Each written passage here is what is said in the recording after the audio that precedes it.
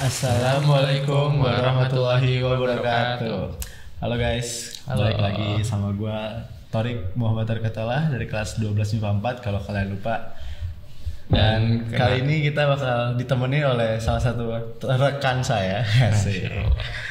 Ya, silakan dikenalkan. Kenalin, nama aku Raffinder Rabbani Pradipta dari kelas 12 IPA 4. Biasa dipanggil Raffin. Nah, kita bakal ngapain di sini, Vin? Hari ini sih kita bakal cerita-cerita gitu sih tentang nabi-nabi.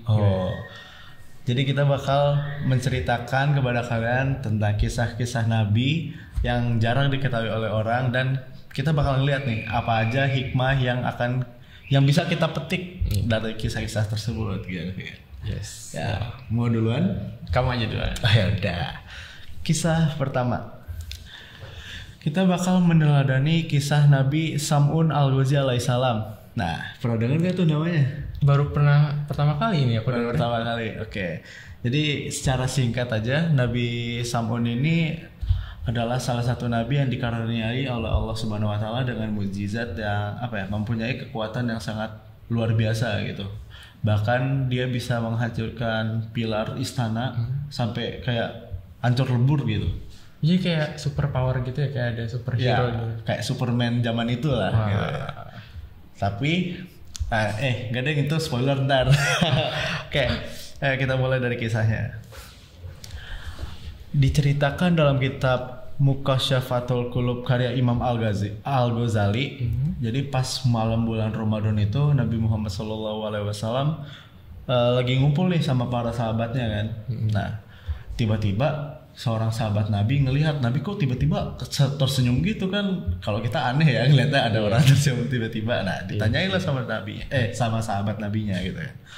Apa yang membuatmu tersenyum wahai Rasulullah, katanya. Nah, Nabi pun menjawab, diperlihatkan kepadaku hari akhir ketika semua manusia dikumpulkan di padang mahsyar. Semua nabi dan rasul berkumpul bersama umatnya, masing-masing kemudian masuk ke surga gitu kan. Nah, dia Nabi Muhammad SAW tuh ngelihat ada satu nabi yang masuk ke surga cuma membawa pedang, nggak ada umatnya sama sekali, satu pun nggak ada. Nah, dia namanya Sam'un, kata Nabi gitu. Jadi Sam'un ini kalau di orang luar ya bahasa Samson atau Simpson dalam bahasa Ibrani gitu, merupakan salah satu nabi dalam ajaran agama Islam yang dikenal dengan nama Sam'un Al-Ghazi alaihissalam tadi ya. Nah, seperti yang aku bilang tadi, beliau itu adalah orang yang memiliki kekuatan super luar biasa dan tak terkalahkan. Jadi Allah Subhanahu Wa Taala tuh memberikan mukjizat si Nabi Sam'un alaihissalam bisa melunakkan besi pakai tangan gini, set gitu kan. Terus dia bisa membuat senjata mirip pedang yang terbuat dari rahang unta. Jadi rahang unta tuh dibelek gitu. Istilahnya unta dibelek kan, terus dikeluarin rahangnya, terus dijadiin pedang gitu. Juga Nabi Sam'un itu bisa memutusin rantai yang besar gitu. Kayak rantai kapal. Rantai kapal ya kayak gitu lah. Ada kapal. Ya enggak kan. Ya besarnya kayak gitu lah kayaknya gitu kan. Enggak tahu, enggak dijelasin juga di sini seberapa besar itu. Cuma besar aja. Nah, Nabi Sam'un ini berasal dari Palestina, tepatnya dari Gaza. Keren gak? Dari Gaza. Beliau itu diutus berdakwah untuk kaum Bani Israel yang berada di tanah Romawi waktu itu. Nabi Sam'un itu senjatanya namanya liha Jamal unta. Jamal kan unta kan? Liha dari unta. Nah, jadi pada suatu waktu dia tuh berada di suatu perang, mengikuti sebuah perang gitu ya. Sebuah perang, tapi dia menang terus karena kekuatannya kan kuat gitu ya.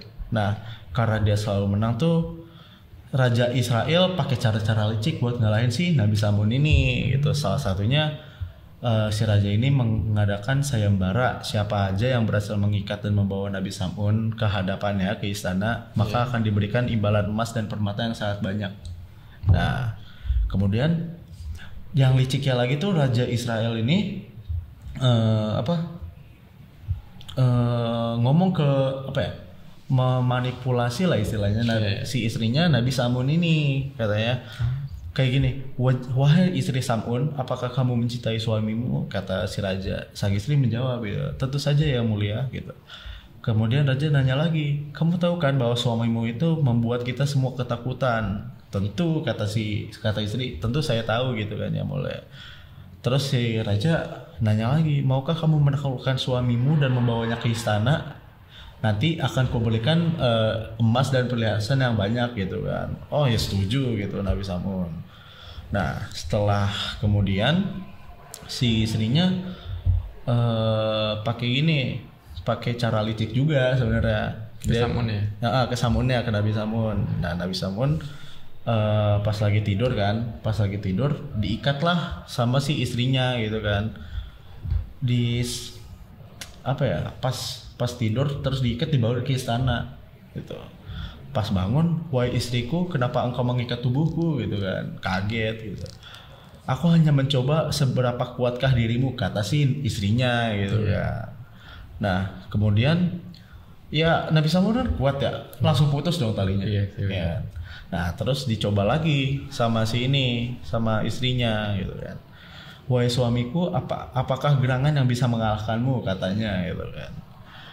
Karena cintanya Nabi Samun ke istrinya, dia kasih tahu lah kelemahannya, gitu. Katanya ikatlah tubuhku dengan rambutku. Jadi rambutnya ini dipotong terus diikat ke badannya, gitu kan. Maka itulah sebenarnya yang membuatku lemah, kata dia. Ya udah, setelah tahu ya langsung aja, gitu kan, tanpa babi bu diikat lah, gitu kan. Nah setelah lemah tak berdaya, sang istri itu ngangkat Nabi Samun, mungkin karena udah lemah gitu ya, bisa ngangkat ya. Jadi Nabi Samun tuh dibawalah ke istana, gitu. Jadi pas kayak Superman gitu ya, kayak Superman sama Kryptonite. Iya kayak gitulah, gitu. Nah pas sampai di istana ternyata disiksa, gitu kan. Terus dibunuh secara perlahan gitu, kayak diiris-iris gitu. Nah pada saat itu Allah Subhanahu wa taala memerintahkan malaikat Jibril untuk turun menemui Nabi Samun, gitu. Nanya lah ke Nabi Samun ini, apa yang engkau inginkan wahai Rasulullah, Nabi Allah, gitu kan. Nabi Samun menjawab, saya minta ampun atas kesalahan yang seharusnya tidak saya beritahukan kepada siapapun termasuk istri saya. Nyesel ya. Dan saya meminta agar kekuatan saya dikembalikan hingga bisa mengerahkan tiang istana ini, gitu. Nah, persis abis dia ngomong itu, langsunglah dikembalikan kekuatannya oleh Allah Subhanahu wa taala, gitu kan. Bekas-bekas siksaannya hilang langsung kan. Nah, abis dikembaliin, Nabi Samun bersumpah kepada Allah bahwa dia akan melawan kebatilan dan beribadah selama 1000 bulan tanpa henti, gitu kan. Ya udah, akhirnya diluluhlantahkanlah si istana itu. Oh, yang kamu bilang tadi di awal-awal itu. Iya, makanya kayak Hulk gitu lah. Nah, setelah mendengar kisahnya Nabi Samun ini, banyak sahabat Nabi yang mulai terharu, gitu. Nabi Muhammad SAW, dan meneteskan air matanya, gitu. Nah, lalu ada yang nanya sama Rasulullah, gitu, betapa besar ganjaran yang diterima oleh Nabi Samun, gitu kan, katanya. Terus kata Nabi Muhammad gini, oh dia terdiam. Nabi Muhammad terdiam, terus ternyata wahyu turun waktu itu, namanya Al-Qadar. Waktu itu Allah menurunkan surat Al-Qadar pada saat sahabatnya beliau menanyakan hal tersebut, gitu. Nah, ya tahu kan Al-Qadar bunyinya kayak gimana. Ya udah. Terus Rasulullah kemudian bersabda gini, barulah malam Lailatul Qadar ini. Kalian hanya mengamalkan satu malam dan mendapatkan malam Lailatul Qadar itu, maka kamu akan mendapatkan lebih baik daripada beribadah 1000 bulan seperti Nabi Sam'un Al-Ghazi. Jadi Nabi Samsun Al-Ghazi ini kayak ini beribadah 1000 tahun. Tapi kan kalau kita umat Nabi Muhammad kayak di malam Lailatul Qadar di satu malam doang, sama kayak 1000 bulan gitu. Nah, ternyata Nabi Samun ini ada kaitannya juga sama malam Lailatul Qadar, gitu. Selesai deh kisahnya. Tapi situ sih. Mungkin banyak yang gantung ya, cuma banyak plot hole. Cuman kan ya namanya juga nabi yang jarang diketahui kan. Aku juga baru dengar kan hari ini malah. Iya. Nah, Jadi hikmah yang mesti diambil apa? baru pengen bilang. Nah, hikmahnya itu selain hikmah malam 1000 bulan ya yang tadi, berikut beberapa pelajaran lainnya yang bisa kita ambil dari kisah Nabi Samun ini. Yang pertama, menjadi manusia yang tangguh. Keperkasaan Nabi Samun itu nggak dimiliki oleh manusia pada umumnya kan. Nah, maka dari itu dia menghadapi berbagai ujian, tantangan dan segala macamnya gitu. Tapi pas setelah dia melewati itu kan akhirnya bebas dia. Iya, bebas. Jadi kayak ya no pain no gain lah. Ya ada. Yang kedua, menjadi manusia yang taat. Walaupun Nabi Samun itu terus berperang melawan kebatilan gitu ya, Nabi Samun itu nggak pernah putus ibadahnya selama 1000 bulan gitu kan. Jadi dia tuh menjalankan segala perintah dan menjauhi larangannya. Yang ketiga, menjadi manusia yang takwa. Soalnya waktu Nabi Samun berdakwah itu, dia selalu dikatakan di sini bahwa dia selalu melafalkan la ilaha illallah gitu. Nah, jadi sebagai umat muslim, ketakwaan kita harus ditingkatkan gitu. Demikian kisah Nabi Samun. Sekarang kamu ada cerita lagi nggak? Ada dong pastinya. Oh, apa tuh? Sebentar, aku pengen nanya dulu ke kamu. Oke, apa tuh? Kamu tahu kan nabi-nabi kan? Udah tahu paling nggak 25 nabi. Iya, Nabi dan Rasul. Abis Nabi Adam nabi apa? Nabi, apa ya? Dari S kan? S. Iya kan, dari S kan? Benar, dari S. Apa tapi? Tahu nggak? Nabi. Nyerah. Nabi Syeds. Oh iya, Nabi Apa? Syed. Oh ya, gue lupa. Itu kan makanya banyak orang nggak tahu tentang Nabi Syeds. Banyak orang malah taunya abis Nabi Adam tuh Nabi Idris. Iya. Kan? Biasanya kan Adam, Idris, Nuh, Iya. gitu. Ya, nah hari ini aku pengen ngejelasin tentang Nabi Syeds. Oh, boleh. Jadi aku pengen ngejelasin kisah Nabi Syeds nih. Jadi Nabi Syeds ini adalah nabi kedua setelah Nabi Adam alaihissalam. Jadi beliau ini boleh dibilang anaknya Adam, tapi bukan yang langsung, kan Nabi Adam kan melahirkan Nabi Adam dan Hawa melahirkan 40 anak ya. Nabi Hawa. Nabi Adam dan Hawa Nabi Adam dan Hawa melahirkan 40 atau 20? 40 anak, 20 pasang kan. Iya, 20 pasang. Nah, dan keturunan mereka itu ngelahirin pokoknya keturunan-keturunannya ada Nabi Syeds. Oh. Nah, dari Nabi Syeds ini beliaulah yang ngajarin tentang ilmu baca tulis, ilmu falak dan seni menjinakkan kuda gitu loh. Jadi kayak basic awal kan tentunya bumi masih cuma beberapa orang gitu kan. Iya. Nah, Nabi Syeds ini yang ngejelasin tentang ilmu baca tulis, ilmu falak dan seni menjinakkan kuda. Dan masih banyak lagi sebenarnya, tapi Nabi Syeds ini lebih ke arah itu, pastinya lebih pintar di hal itu. Aku cerita dari kisah kelahiran dulu kali ya. Jadi Nabi Syeds adalah keturunan Nabi Adam dan Siti Hawa. Kan emang Nabi Adam dikaruniai 40 anak dan masing-masing menikah kan. Dan kamu tahu kan cerita yang Qabil dan Habil itu kan? Oh, yang dibunuh itu ya? Iya kan, yang satu dibunuh kan awal-awalnya kan kodonya kurban untuk merebutkan perempuan. Ingat gak? Enggak. Ya pokoknya mereka berkorban dan yang satu sapi, yang satu apa ya kalau nggak salah kan? Apel. Iya. Apel. Ya. Ya gitulah ya. Iya. Pokoknya yang satu diterima dan yang satu tidak. Nah, pokoknya Habil yang memberikan yang terbaik dan Qabil yang memberikan yang kurang baik gitulah, yang Oke, setengah-setengah ada gitu. aja gitulah, ada aja. Pokoknya ini ya kasih gitulah. Oh ya, kayak setengah hati lah ya. Ketika si kurban Habil yang diterima, Qabil kan tentu aja nggak sudi dong. Dia pengen diterima juga. Nah, Qabil kan nyesel dan membunuh si Habil kan. Kesel terus ngebunuh. Nah, yang hidup Qabil kan karena si Habil dibunuh. Nah, 400 pada tahun ke-400 kehidupan Nabi Adam di bumi, lahirlah Nabi Syeds. Nah, Allah memberikan tugas kepada Nabi Syeds untuk melanjutkan kenabian dari Nabi Adam, diberikan kenabian kepada Nabi Syeds.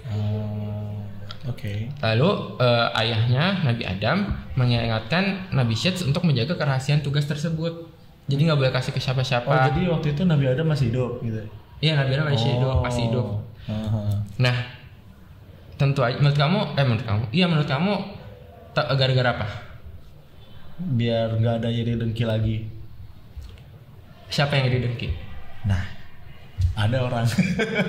Itu tadi Qabil. Qabil masih? Masih. Iya. Dia nggak dihukum gitu ya, kayak agama Qabil nggak dihukum, tapi Nabi Adam tahu kan si Qabil membunuh Habil. Jadi Nabi Adam memberitahu Nabi Syeds untuk menjaga kerahasiaan tentang tugas kenabian itu, biar Qabil nggak ada iri dengki lagi kepada siapapun. Dan salah satu tugas Nabi Syeds itu bukan cuma itu doang. Dia tuh menetapkan batas antara alam manusia dan alam jin. Dulunya berarti itu ya masih nyatu gitu ya. Nggak tahu kalau itu. Tapi Nabi Syeds itu punya risalah memisahkan dunia dan dunia manusia dan dunia jin. Berkat risalah beliau, Allah kemudian memisahkan alam manusia dan alam jin. Nah, emang kayaknya awal-awal tuh kayak masih nyatu gitu. Terus gara-gara Nabi Syeds yang udah memisahkan itu, jadi Allah pisahkan dua-duanya. Keren juga ya. Iya kan? Bisa kedua apa ya? Ngasih membelah sih, maksudnya kayak ngejaga jadi dibelah gitu loh. Nah, sebelum Nabi Syeds bertugas, dulu tuh masih bisa dulu masih bisa lihat jin atau setan. Keturunan Nabi Adam tuh masih bisa lihat jin atau setan yang keliaran. Jadi nggak ada jarak apapun antara manusia sama jin. Dan akhir-akhir itu tuh Nabi Adam diperlihatkan kalau manusia udah bertumbuh banyak kan, dia banyak melahirkan. Kemudian dia Adam berdoa agar semoga di antara anaknya melanjutkan risalah. Nah, itulah Nabi Syeds yang terpilih. Terus ya kan udah ternyata dikasih tahu kalau Nabi Syeds yang diturunin dan dia jaga kerahasiaannya. Tapi si Qabil masih belum tahu kan? Qabil belum tahu. Kayak Qabil emang nggak tahu deh kalau sampai sekarang itu. Sampai sekarang ya. Sampai alhamdulillah. Gimana kalau itu? Iya, dibunuh lagi kali. Terus Nabi itu siapa? Nggak tahu. Ya kan? Ya canon eventnya kan enggak. Eventnya enggak. Di universe ini enggak. Oke. Nah, terus yang selanjutnya tuh Nabi Syeds juga diamanahkan menjaga Nur Muhammad SAW. Jadi Nabi Syeds cahayanya gitu. Iya. Nabi Syeds adalah anak Nabi Adam yang diwasiatkan untuk menjaga nur Nabi Muhammad SAW. Saat Nabi Syeds dilahirkan, Nabi Adam tuh udah berusia 930 tahun. Wasiat yang diberikan dari Nabi Adam ke Nabi Syeds itu, beliau untuk memiliki kelebihan dari segi keilmuan, kecerdasan, ketakwaan, dan kepatuhan dibanding anak Nabi Adam yang lain. Saking begitu mulianya Nabi Syeds, hingga ia diamanahkan untuk menjaga nur Rasulullah sampai akhir hayatnya. Allah juga menunjuk Nabi Syeds sebagai nabi dan menurunkan atasnya 50 sahifah. Tahu kan? Iya. Dulu pernah diajarin kan sama Haji? Kayak lembar-lembar gitu. Iya, sahif lembar-lembaran.